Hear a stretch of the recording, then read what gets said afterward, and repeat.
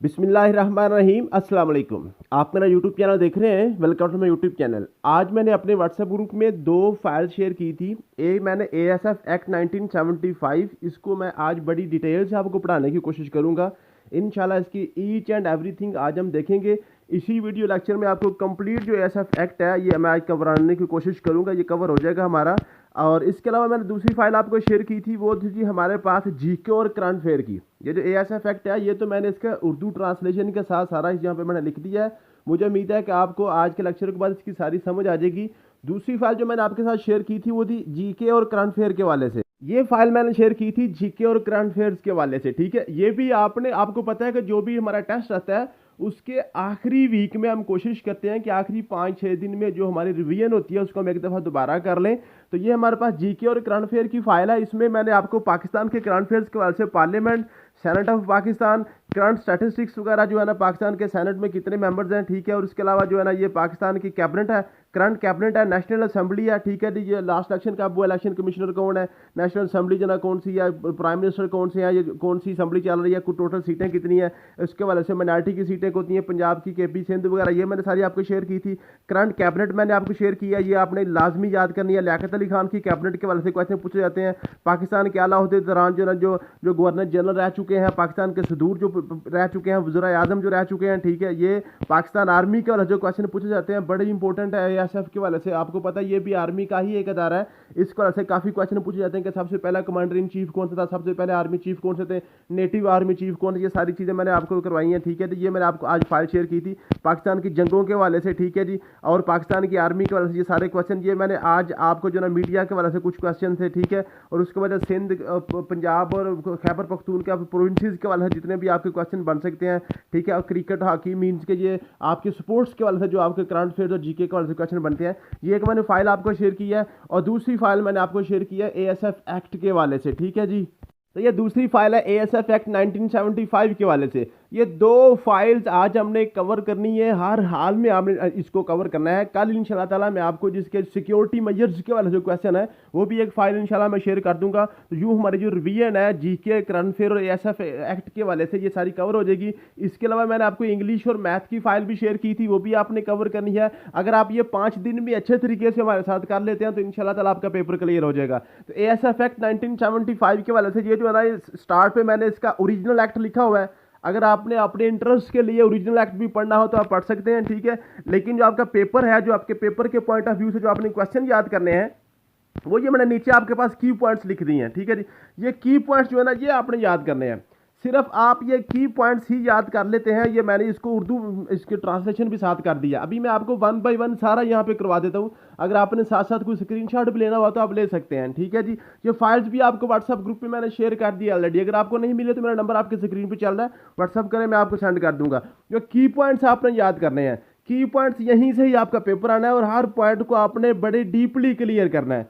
ऊपर वाला सारा एक्ट आपको पढ़ने की जरूरत नहीं है। वो सारी चीज़ें जो आपके पेपर में बन सकती हैं वो सारी यहाँ पे मैंने उसको ट्रांसलेट करके यहाँ पे लिख दिया, ठीक है जी। तो कौन कौन सी चीज़ें हैं जी, ये तकरीबन आपके पास तकरीबन जो ये 15-20 पॉइंट्स ही हैं, ठीक है जी। टोटल आपके 15-20 पॉइंट्स ही हैं, यहीं से आपके क्वेश्चन बार बार बनते हैं।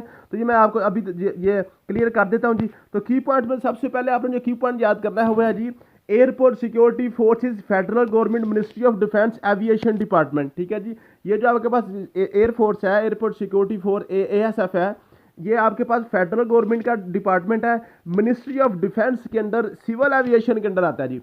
एविएशन डिपार्टमेंट है मिनिस्ट्री ऑफ डिफेंस के अंदर। ये जनाब फेडरल गवर्नमेंट का अदारा है। ये आपके पास 2-3 बातें हैं वो पूछ सकता है कि बताएं जी एएसएफ जो है ये प्रोविंशियल अदारा है, ये फेडरल अदारा है, या ऑटोनोमस बॉडी है, ये प्राइवेट अदारा है। तो ये आपके पास फेडरल गवर्नमेंट के अंदर मिनिस्ट्री ऑफ डिफेंस का एविएशन डिपार्टमेंट का अदारा है, जिसको हम जो है ना एएसएफ मीन के एयरपोर्ट सिक्योरिटी फोर्स कहते हैं। एक बात होगी। दूसरी बात आपने याद करनी है जी, Khwaja Mohammad Asif sahab is current defence aviation minister. Defence minister Khawaja Asif sahab है और उसी के अंदर ही ये एविएशन डिपार्टमेंट आ रहा है। इट मीन्स के जो एएसएफ का जो इस वक्त मिनिस्टर है वो ख्वाजा मोहम्मद आसिफ है, ठीक है जी। उसके बाद करंट डायरेक्टर जनरल डीजी जो है ना, डीजी जो है एएसएफ के, वो आपके पास है जी जनरल अदनान आसिफ साहब है। जनरल अदनान आसिफ साहब है, ये पूछा जा सकता है। डिप्टी डायरेक्टर एएसएफ इस वक्त जनरल सलाहुद्दीन साहब हैं, जनरल सलाहुद्दीन साहब हैं। ये 2-3 बातें आपने क्लियर कर लेनी है, ठीक है जी। उसके बाद आपने क्या याद करना है, the airport security force act 1975, ये आपने इसका पूरा नेम याद करना है, एयरपोर्ट सिक्योरिटी फोर्स एक्ट का। इसमें से वो क्या करेगा, आपको आमतौर पे ये जो स्टार्ट वाला दा है ना, दा वो हटा देता है, या जो ये कोमा है ये हटा देता है, या जो है ना आपके पास एयरपोर्ट सिक्योरिटी फोर्स को एएसएफ लिख देगा, एएसएफ एक्ट 1975। इस तरह से आपको पजल करने की कोशिश करेगा। तो इसका आपने जो ओरिजिनल नेम है ना, एग्जैक्ट नेम यही याद करना है, the airport security force act 1975, ये इसका ओरिजिनल नेम है, ठीक है जी। ये आपने क्लियर कर लिया। उसके बाद आपके पास है जी, it is 77th act of 1975। ये बात आपने याद कर लेनी है कि ये 77वां एक्ट है। आप देखें ना, ये इस तरह से रोमन में आपको पूछेगा, तो रोमन का भी रात को ही मैंने आपको लेक्चर दिया था मैथमेटिक्स में या आपको नंबर सिस्टम में, तो मैंने आपको बताया था ये जो आपके पास होता है रोमन नंबर सिस्टम, उसको आपने पढ़ना किस तरह से होता है। अब इसमें देखें सबसे बड़ा कौन सा है, मैंने आपको पढ़ाया था IVXLCDM, ये मैंने रात को आपको बताए थे। I for 1, V for 5, X for 10, L for 5 आपके पास है 50 है, C फॉर आपके पास 100 है, D फॉर 500 और M फॉर 1000 है, ठीक है। अब मैंने आपको बताया था कि सबसे बड़ा जो नंबर होता है उसको आपने पहले काउंट करना है। ये आपके पास सबसे बड़ा L है, L से मुराद आपके पास 50 है। 50 की राइट साइड पे देखें जितनी भी नंबर लिखे हुए हैं ये इसमें आपने 50 में ऐड करने हैं। अगर इसमें कुछ लेफ्ट साइड पे लिखा था तो वो हमने इसमें से माइनस कर देना था। ये मैंने आपको रात को भी बताया था तरीका।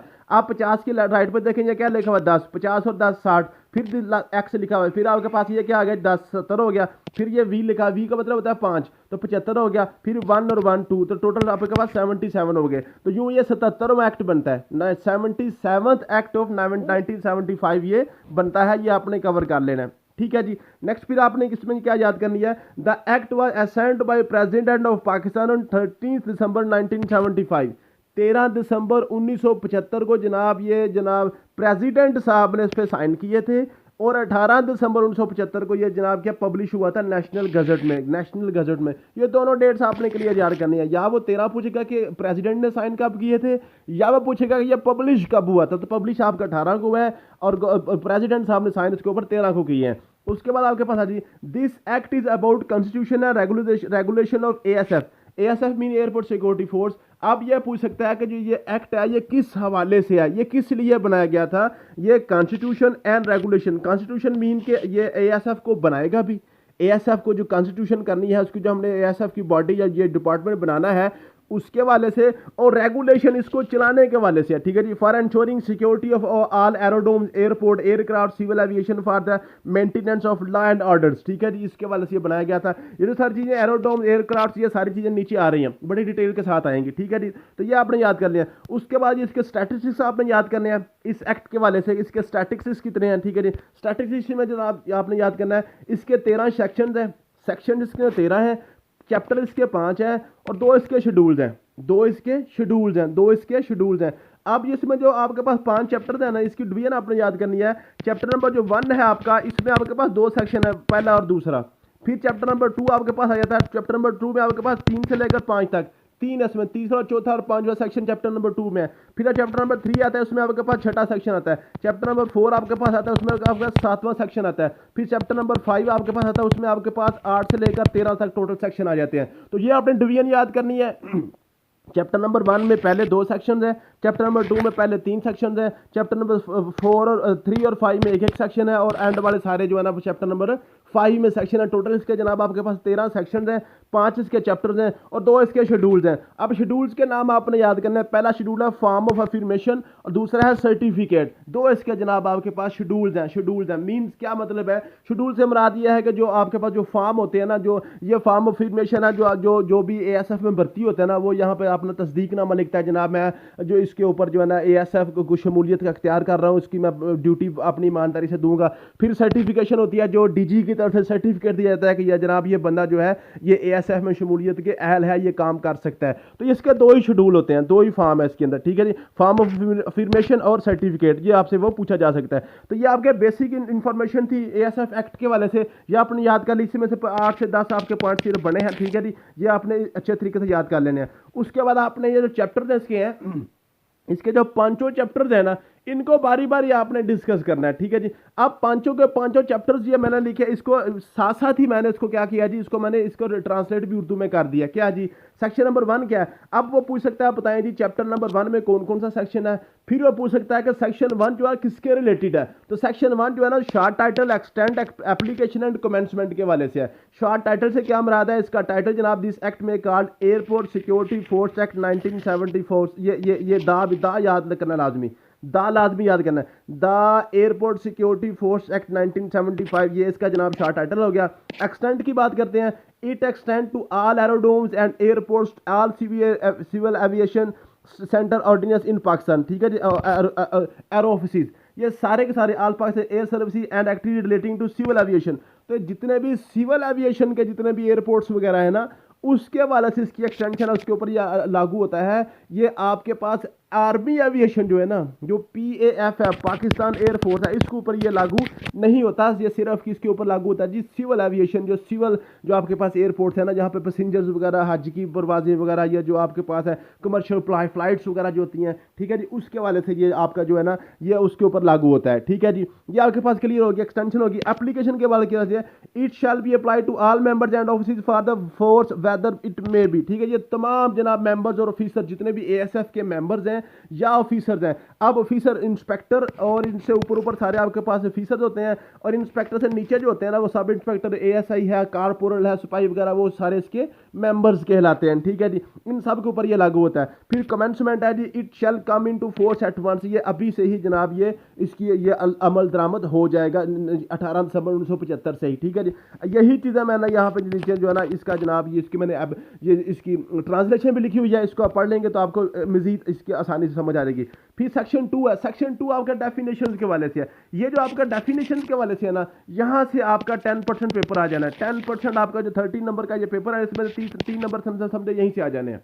आपका सबसे इंपॉर्टेंट जो सेक्शन है, सेक्शन नंबर 2 है, वो पूछता है कि कौन सा सेक्शन डेफिनेशंस के वाले से है, या वो पूछता है कि सेक्शन 2 किसके वाले से है, वो डेफिनेशंस के वाले से है। अब इसमें जो डेफिनेशन है ना, ये बड़ी इंपॉर्टेंट है। इसमें सबसे पहले एरोड्रोम की डेफिनेशन है, एयरक्राफ्ट की डेफिनेशन है, फिर आपके पास एयरपोर्ट की डेफिनेशन है, एयरपोर्ट की डेफिनेशन है, ठीक है। फिर आपके पास एयर सर्विस की डेफिनेशन है, फिर एयर साइड की डेफिनेशन है, ठीक है जी। फिर आपके पास कॉम्पिटेंट अथॉरिटी या force director general, member, officer, operator, prescribed regulation, rules वगैरह वो सारी हैं। तो सबसे इंपॉर्टेंट जो ना ये पहली 6 जो है ना आपके पास, air side, air service, airport, aerodrome, aircraft, ये मीन कि जिसके साथ एयर लग रहा है, ये आपस में आपको जो ना ये कंफ्यूज भी करेंगी, लेकिन यही इंपॉर्टेंट है, ठीक है जी। अब इनको मैंने क्या लिखा है, एरोडोम से क्या मुराद है। एरोडोम का ये देखें, मैंने इसको उर्दू में लिख दिया, बिल्कुल आसान है। एरोडोम का मतलब है जमीन या पानी का कोई भी इलाका जिसका डिजाइन लैस अलग अलग या आम तौर पर इस्तेमाल करने का रहता है, या तो मुकम्मल तौर पर या जुज़वी तौर पर हवाई जहाज की लैंडिंग, रवानगी, नकल और हरकत के लिए सहूलियत फराहम करने, उसमें अमल तमाम इमारतें शामिल हैं, ठीक है जी। एरोड्रोम वो तमाम जगह हैं, वो तमाम शेड है, कोई इमारत है, कोई ग्राउंड है, जो जनाब आपके जो ना एरोप्लेन्स के हवाले से इस्तेमाल होती हैं, हवाई जहाज़ के हवाले से, उसको लैंडिंग के लिए, उसको उतरने के लिए, उसको खड़ा करने के लिए, उसकी मरम्मत के लिए, जो भी जहाँ कहीं भी उसको जनाब उसकी धूप से हिफाजत के लिए कोई शेड वगैरह है, वो सारी की सारी आपकी एरोडोम्स कहलाती हैं। वो आपके पास क्या है जी, एरोडोम्स कहलाती हैं, जो खसूसी तौर पर पाकिस्तान एयरफोर्स के ज़रिए इस्तेमाल या एरोडोम का कोई सा जो पाकिस्तान के एयरफोर्स इस्तेमाल हो, वो इसमें शामिल नहीं है, वो कोई एरोड्रोम इसमें शामिल नहीं है। इसका क्या मतलब है, वो तमाम इलाके, वो तमाम स्टेशन जो पाकिस्तान एयरफोर्स के इस्तेमाल में है, वो एरोड्रोम में शामिल नहीं है, वो जो एयरपोर्ट सिक्योरिटी फोर्सेस के एरोड्रोम में शामिल नहीं है। उसके बाद आपके पास है एयरक्राफ्ट। एयरक्राफ्ट का मतलब है कोई भी मशीन जो हवा के रद्द-ए-अमल में फ़ज़ा में मदद हासिल करती है। अब वो तमाम मशीनें जो हवा की रेजिस्टेंस के ख़िलाफ़ अमल करके उसमें उड़ती हैं। अब देखिए इसमें जो है ना, ज़मीन की सतह के खिलाफ, हवा के रद्द-ए-अमल के अलावा इसके अलावा गुब्बारे, ख्वा कैदी, आज़ाद, हवाई जहाज़, पतंगे, गाइड्स वगैरह, ये जो ना ये हवा की फ्रिक्शन की वजह से नहीं उड़ती। गुब्बारा वगैरह में इसके अंदर तो गैस भरी होती है जो उसको उड़ा रही होती है। तो ये जो सारी चीज़ें हैं ना, ये पतंगे वगैरह, हवाई जहाज़ या गुब्बारे वगैरह, वो एयरक्राफ्ट में वो शामिल नहीं है। वो पैराग्लाइडर्स वगैरह एयरक्राफ्ट में शामिल नहीं है। एयरक्राफ्ट में सिर्फ वही चीज़ शामिल है जो आपके पास है हवा की सपोर्ट या हवा की रजिस्टेंस के खिलाफ उड़ती है, ठीक है। ये आपने ये नीचे ट्रांसलेशन भी है और वही इसकी ऊपर इंग्लिश भी लिखी हुई है, ठीक है जी। उसके बाद आपके पास आता है जी एयरपोर्ट। अब एयरपोर्ट से क्या मुराद है, airport means an aerodrome which at which facilities have in the opinion of the federal government have sufficiently developed the to civil aviation. Airport का मतलब है एक एरोड्रोम जिसमें सहूलियात वफाकी हुकूमत की राय में शहरी हवाबाजी के लिए अहमियत के अमल होने के लिए काफ़ी तैयार की गई हैं। ठीक है जी, एयरपोर्ट वो जनाब एक एरोड्रोम है जिसमें वो तमाम सहूलियात वफाकी हुकूमत की तरफ से दी गई हैं, वफाकी हुकूमत की तरफ से जो दी गई हैं, जो जनाब क्या होती हैं जी, जो जो आपकी एरोड्रोम या फ्लाइट या एरोप्लेन्स के हवाले से जो भी सहूलियत दी गई होती है वो उस जगह को हम क्या कहते हैं, एयरपोर्ट कहते हैं। ठीक है जी, उसके बाद एयर सर्विस के हवाले से क्या जी, एयर सर्विस के से क्या मुराद है? एयर सर्विस का मतलब है शहरी हवाबाजी के किसी भी मकसद के लिए हवाई जहाज़ की सर्विस, चाहे फ़ज़ाई काम हो, पब्लिक ट्रांसपोर्ट हो या कोई और हो। एयर सर्विस से मुराद वो तमाम काम है, चाहे वो आप जो हवाई जहाज़ की मेंटेनेंस कर रहे हैं, हवाई जहाज़ के अंदर जनाब जो जो आपके पास जो फीमेल्स काम कर रही होती हैं, तो ठीक है जी, जो या जो भी उसमें पायलट वगैरह उसको चला रहे होते हैं, या कोई भी उसमें ट्रांसपोर्ट वगैरह इसमें सामान वगैरह को लादने उतारने के लिए जो भी काम किया जा रहा है हवाई जहाज़ के वजह से, उसको हम सारे की सारी एयर सर्विस कहते हैं। एयर साइड से क्या मुराद है? एयर साइड का मतलब है किसी भी एरोड्रोम की नकलो और हरकत का इलाका और इमारतें जिसके हिस्से में जिस तक रसाई फोर्स के जरिए कंट्रोल किया जाता है, कि तमाम एरोड्रोम का तमाम वो हिस्सा जिसके अंदर जनाब कोई भी सामान रखना हो, कोई इसमें जनाब आपने कोई गोदाम हो, या उसके अंदर कोई तहखाना बना हुआ है, या कोई उसमें प्लेन खड़ा करने की जगह है, कोई आपके पास मैदान है, कोई रनवे है, कोई जितनी भी चीज़ें हैं वो सारी की सारी आपके क्या कहलाएंगी? एयर साइड कहलाएंगी। कॉम्पिटेंट अथॉरिटी से मुराद वो तमाम ऑफिसर हैं जो जो जनाब फेडरल गवर्नमेंट जिसको अपॉइंट करती है। ठीक है, फोर्स से मुराद एयरपोर्ट सिक्योरिटी फोर्स है, डायरेक्टर जनरल से मुराद है जो कमांडर इनका फोर्स का इंचार्ज होता है। मेंबर से मुराद होता है जो आपके पास जो इसके मेंबर्स हैं एयरपोर्ट सिक्योरिटी फोर्स के, जिसमें इंस्पेक्टर से लोअर रैंक के जितने भी लोग हैं। ठीक है, ऑफिसर से मुराद है इंस्पेक्टर और उससे ऊपर वाले सारे तमाम ऑफिसर कहलाते हैं। ऑपरेटर से मुराद है जी, ऑपरेटर का मतलब है एक शख्स, तंजीम या एंटरप्राइज जो हवाई जहाज़ की ऑपरेशन में मशगूल या पेश करता है। जो भी जनाब हवाई जहाज़ के अंदर जो बंदा काम कर रहे हैं ना, उसमें जनाब हवाई जहाज़ का आपके पास जो है ना, उसमें पायलट भी आ जाता है, उसमें आपके पास जो है ना ये जो आपके पास एयर होस्टेस वगैरह होती हैं, या ज़मीन के हवाई जहाज़ के अंदर जो चीज़ें वो आपके पास ऑपरेटर हैं। हवाई जहाज़ के बाहर जितने भी लोग होते हैं ना, ट्रांसपोर्ट वगैरह के लिए, सामान ले जाने के लिए, सिक्योरिटी वो सारी चीज़ें होती हैं, वो ऑपरेटर में नहीं आती, वो एयर सर्विसेज में आती हैं। ठीक है जी, प्रेस्क्राइब से मुराद है वो रेगुलेशन जो इसमें बयान की गई है, रेगुलेशन वगैरह वो कवानीन है। ठीक है जी, और उसके बाद आपके पास रूल जो इस एक्ट के तहत बनाए गए हैं। तो ये आपके पास कुछ डेफिनेशन हैं। ठीक है, इनको आपने 2, 4 दफ़ा 10 दफ़ा पढ़ना है, तो इंशाल्लाह ताला आपकी डेफिनेशन आपके माइंड में बैठ जाएंगी। ठीक है, ये आपके पास कवर हो गया। उसके बाद चैप्टर नंबर 2 है आपके पास। चैप्टर नंबर 2 में आपके पास 3 सेक्शन आते हैं, सेक्शन नंबर 3, 4 और 5। ठीक है जी, अब सेक्शन नंबर 3 क्या जी? Power to constitute to maintain airport security force and its function. जनाब जो सेक्शन 3 कहता है जी, जनाब जो कौन बंदा है एयरपोर्ट सिक्योरिटी फोर्स और उसकी फंक्शंस को जनाब मेंटेन करने के लिए, जो कॉन्स्टिट्यूट कौन करेगा, कवानीन कौन बनाएगा, असूल कौन वजह करेगा। ठीक है जी, उसके वाले से ये सेक्शन 3 है। ये इसके साथ लिखा हुआ है, वफाकी हुकूमत दर्ज झैल काम अंजाम देने के लिए एक फोर्स तश्कील दे सकती है, इसे बरकरार रख सकती है, जिसे एयरपोर्ट सिक्योरिटी फोर्स कहा जा सकता है। मीन के एयरपोर्ट सिक्योरिटी फोर्स जो है वो किसने बनाना है? वफाकी हुकूमत मीन के फेडरल गवर्नमेंट ने बनाना है। तमाम हवाई अड्डों, एयरडोम, हवाई जहाज़ों, सिविल एविएशन की तनसीबात की हिफाजत को यकीनी बनाना, एयरपोर्ट से के हदूद में गैर कानूनी मुदाखलत की तरह मुदाखलत खतरा के शाही हिफाजत के लिए फाज के लिए तमाम जनाब ये वफाकी हुकूमत, ये तमाम जितने भी नीचे लिखे हुए हैं इनके हवाले से जितने भी रूल्स वगैरह हैं वो वफाकी हुकूमत बना सकती है। हवाई अड्डों और एयरडोम्स की हदूद में ऑपरेटर्स और दीगर सरकारी या गैर सरकारी तंजीमों के तलब रखने वाले तमाम ढांचे, सामान, मवाद के तनसीबात की हिफाजत को यकीनी बनाने के लिए भी जनाब वो रूल्स वगैरह बना सकती है, फेडरल गवर्नमेंट ने बनाने हैं। ठीक है जी, हवाई अड्डों और एरोड्रोम्स की हदूद में सतह गाड़ियों और ड्राइवरों की कंट्रोल समेत हवाई अड्डों और एरोड्रोम्स अफराद की मुनासिब तर्ज अमल को यकीनी बनाना। जितने भी वहाँ पे अफराद हैं, जो लोग हैं, जो जहाँ पे वहाँ पे जो हवाई अड्डे में काम कर रहे हैं, उन तमाम लोगों की जो तनसीबात की हिफाजत है ना और उनके तर्ज अमल को यकीनी बनाना, ये भी इसके हवाले से भी जनाब वफाकी गवर्नमेंट जो है वो इसके हवाले से क्या करेगी, इसमें रूल्स रेगुलेशन वगैरह बनाएगी। ठीक है जी, ये इसके रूल रेगुलेशन के हवाले से है। ठीक है जी, उसके बाद सेक्शन नंबर 4 है constitution of the airport security force. Airport security force को कॉन्स्टिट्यूट करना है, बनाना किस तरह से है। ठीक है जी, एयरपोर्ट सिक्योरिटी फोर्स बनेगी किस तरह से। ठीक है जी, ये सेक्शन 4 के वाले से है। इसमें यह लिखा हुआ है जी, फोर्स का सरबराह वफाकी हुकूमत की तरफ से मुकर्रर करता डायरेक्टर जनरल होगा। ये पूरी हायरार्की है सेक्शन 4 में कि एयरपोर्ट सिक्योरिटी फोर्स में किस तरह से काम नीचे से ऊपर की तरफ चलेगा। सबसे ऊपर इसका जो जनाब एयरपोर्ट सिक्योरिटी फोर्स का सरबराह होगा ना, वो वफाकी हुकूमत लगाएगी। किसको लगाएगी? किसी भी डायरेक्टर जनरल को लगाएगी। ठीक है जी, उसके बाद फोर्स एक ऐसे रैंक और अफसरान और अरकीन की किताब पर मुश्तमिल होगी, उसकी तश्कील इस तरीके से की जाएगी जो कवायद के जरिए तजवीज़ की गई हो। अफसरान और मेम्बरान को इसकी तनख्वाह, पेंशन, अलाउंसी, दीगर मुआवजे मिलेंगे और ऐसी छुट्टी दीगर मामलात लुत्फ़ अंदोज़ होंगे जो वक्तन फ़वक्तन के कवायद के जरिए तजवीज़ की गई होंगी। हर अफसर और मेंबर को अपनी तकर्री की मोहर के तहत दूसरे शेड्यूल में बयान करता फॉर्म में एक सर्टिफिकेट मिलेगा, जो मैंने आपको शेड्यूल 2 में बताया था। ठीक है जी, जो भी बंदा है जो इस फोर्स में भर्ती होगा उसको सर्टिफिकेट मिलेगा। उस सर्टिफिकेट के बगैर जनाब वो भर्ती नहीं हो सकता। और सर्टिफिकेट कौन जारी करेगा? डायरेक्टर जनरल जारी करेगा। ठीक है जी, जैसा कि दूसरा अफसर इस में जारी दे सकता है। ऐसा सर्टिफिकेट रखने की वजह से इससे किसी अफसर या मेंबर के इख्तियारात, फ़ाल और मराहत हासिल होंगी।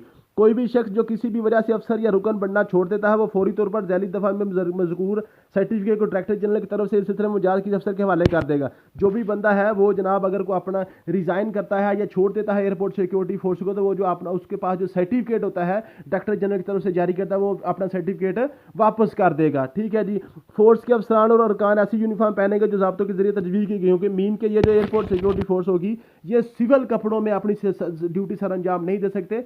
इनकी जनाब कोई वर्दी होगी, कोई इनका यूनिफॉर्म होगा। ठीक है जी, तो ये सिविल कपड़ों में अपने जो ना काम नहीं कर सकते। तो ये इसके बाद से इनका ज़ाब्ता अखलाक हो गया। इसके बाद से क्वेश्चन पूछ सकते हैं। अब आपने खुद इसमें गौर करना है कि किस किस एंगल से वो क्वेश्चन पूछ सकता है। ठीक है जी, इनको आपने इसका अच्छे तरीके से कंसेप्ट अपने माइंड में बिठाना है। उसके बाद सेक्शन 5 आपके पास है जी। सेक्शन 5 जो है ये आपके पास है जी। Section 5 administration of the force.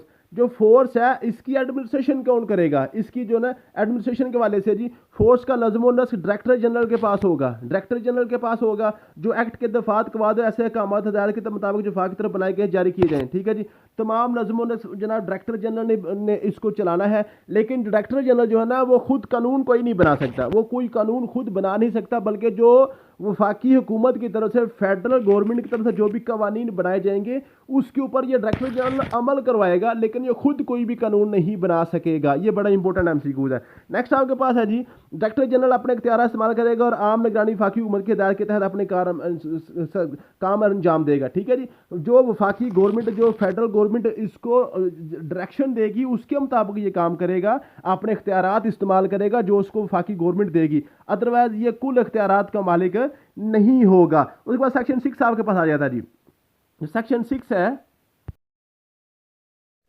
Powers and duties of officer and members.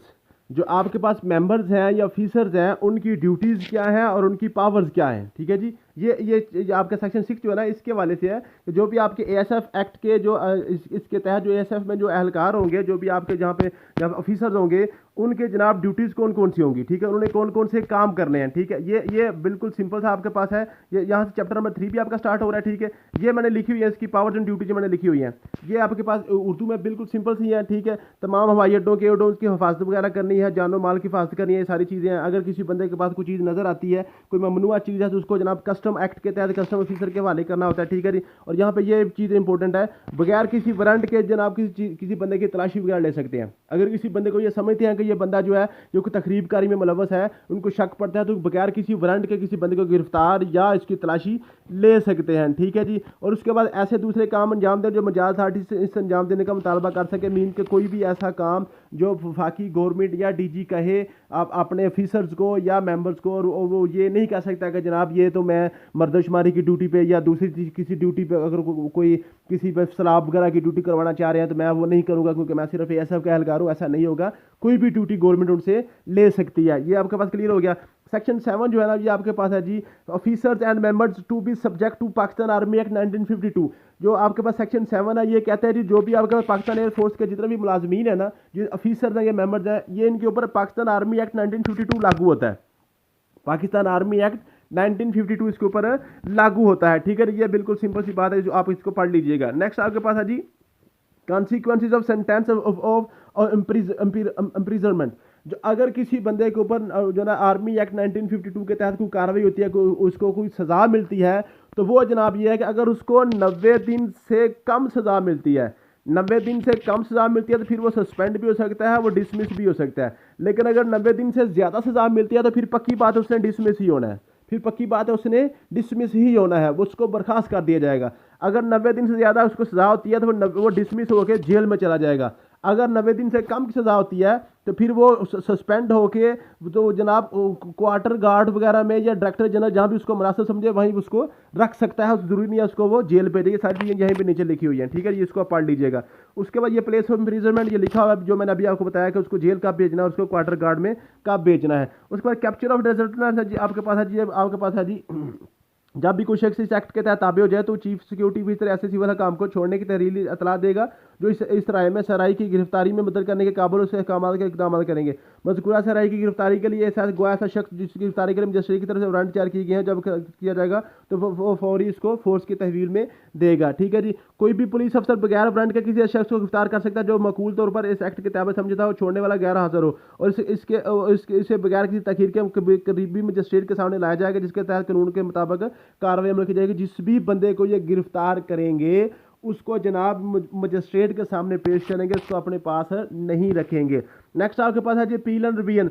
Appeal जो है ना जी, किसी भी जो आपके पास ASF एहलकार है उसको जिस भी बंदे ने उसको सज़ा दी है वो उसके सीनियर के ऊपर वो अपील कर सकता है। फॉर एग्जांपल उसको इंस्पेक्टर ने सज़ा दिया तो वो असिस्टेंट डायरेक्टर पे अपील कर लेगा, असिस्टेंट डायरेक्टर ने सज़ा दिया तो उसके ऊपर वाले वो जो ना डिप्टी डायरेक्टर को कर लेगा, अगर डिप्टी डायरेक्टर ने सज़ा दिया तो वो डायरेक्टर जनरल से अपील कर लेगा, अगर DG साहब ने ही सज़ा दे दिया तो फिर वो वफाकी गवर्नमेंट से उसकी अपील कर सकता है। मीन के जिस बंदे ने उसको सज़ा दिया उससे ऊपर वाले रैंक से बंदे से वो उसको अपील कर सकता है, ठीक है जी। Appointment officer and other members of the force, जो अपॉइंटमेंट है वो जनाब वफाकी हुकूमत सरकारी गजट में नोटिफिकेशन के मुताबिक उसको अपॉइंटमेंट करेगी, इसके अलावा वो अपॉइंटमेंट नहीं कर सकेगी। फिर सेक्शन नंबर आपके पास चैप्टर नंबर 5 है, इसमें सेक्शन 8 से 13 है, आखिरी 5 आपके पास सेक्शन 6 है जना, सारे के सारे इसमें चैप्टर नंबर 5 में आते हैं। इसमें क्या जी इंडेमनिटी है क्या जी कि अगर कोई बंदा किसी अच्छी नीयत के साथ काम कर रहा है जो ASF एहलकार और उससे कोई नुकसान हो जाता है, गाड़ी का नुकसान हो जाता है, वेपन का नुकसान हो जाता है, तो उससे ऊपर कोई इस्तिगासा या कुछ सज़ा नहीं दी जाएगी अगर उसने जो ना जानबूझ के या इसमें जो ना अच्छी नीयत से कोई काम किया तो फिर उसको सज़ा नहीं दी जाएगी। नेक्स्ट आपके पास है जी वफाकी हुकूमत सरकारी गजट में नोटिफिकेशन के जरिए इस एक्ट के तहत अपने तमाम किसी अख्तियारात सिवाय सेक्शन के डायरेक्टर जनरल को दे सकती है। मीन के वफाकी गवर्नमेंट ने जो भी इख्तियारात डायरेक्टर जनरल को देने हैं वो गजट के जरिए नोटिफिकेशन के जरिए करेगी, वो जुबानी कलामी का बात नहीं करेगी। इसी तरीके से डायरेक्टर जनरल जो है ना, डायरेक्टर जनरल साहब भी अगर अपने किसी मुताहद अफसर को जूनियर ऑफिसर को कोई अपने इख्तियारात तफवीज़ करते हैं तो वो भी जनाब बाकायदा तौर पर वफाकी हुकूमत से पहले मंजूरी लेंगे, फिर उसको गजट में नोटिफिकेशन करेंगे, फिर उसको अपने इख्तियारात देंगे, ऐसे ही उसको जुबानी कलामी इख्तियारात नहीं देंगे। मीन के वफाकी हुकूमत सिर्फ सरकारी गजट में नोटिफिकेशन करेगी, लेकिन डायरेक्टर जनरल साहब अगर कोई काम करते हैं तो उनको पहले वफाकी गवर्नमेंट से मंजूरी लेना पड़ेगी, फिर वो नोटिफिकेशन करेगा, ठीक है जी। समझ आ गया जी, ये आपके पास क्लियर होगी बात। पावर टू में रेगुलेशन, जो रेगुलेशन वगैरह वो है ना, वो जो डायरेक्टर जनरल साहब ने रेगुलेशन बनाने हैं, लेकिन उनके लिए वो क्या करेगा, वफाकी गवर्नमेंट से पहले उसकी मंजूरी लेगा, मंजूरी लेने के बाद फिर गजट में नोटिफिकेशन करेगा, फिर वो नया कानून वगैरह बना सकता है। वफाकी गवर्नमेंट या फेडरल गवर्नमेंट जो है उसकी मंजूरी के बगैर डायरेक्टर जनरल साहब कुछ नहीं कर सकते। और यहाँ पे जो आपके पास है ना ASF एक्ट जब है ना, ASF एक्ट 1975, इससे पहले एक ASF ऑर्डिनेंस आया था। ASF ऑर्डिनेंस भी 1975 में ही आया था, ठीक है। वो 120 दिन के लिए आपको पता होता है, ऑर्डिनेंस जो होता है वो 120 दिन के लिए होता है और एक्ट जो होता है वो पक्का होता है, वो हमेशा के लिए होता है, ठीक है जी। तो ऑर्डिनेंस होता है उसमें असेंबली से मंजूरी नहीं होती, बल्कि सिर्फ सदर साहब ही अपने जो ना अहकामात कर देते हैं। लेकिन जो एक्ट होता है उसमें कौमी असेंबली और सेनेट दोनों से मंजूरी होती है। तो इसमें एक्ट से पहले एक ऑर्डिनेंस भी आया था 1975, उसमें 12वां एक्ट ऑर्डिनेंस था। तो जब ये एक्ट आया था तो इस एक्ट ने इस ऑर्डिनेंस को ख़त्म कर दिया था। तो ये क्वेश्चन बन सकता है कि ASF एक्ट ने कौन से ऑर्डिनेंस को ख़त्म किया था। 1975 का 12वां ऑर्डिनेंस था ASF ऑर्डिनेंस, उसको इसने ख़त्म कर दिया था, उसकी जगह पर ये वाला जनाब इंप्लीमेंट हो गया था। थैंक यू सो मच, मिलते हैं नेक्स्ट वीडियो में। अल्लाह हाफिज़।